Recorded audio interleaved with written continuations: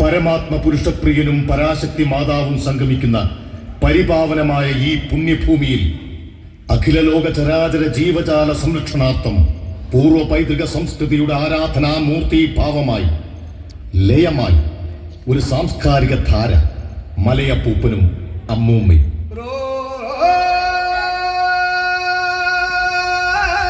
ആധുനികതയുടെ ഗിരിശൃംഗങ്ങൾ കീഴടക്കിയെന്ന് നമ്മൾ അഹങ്കരിക്കും.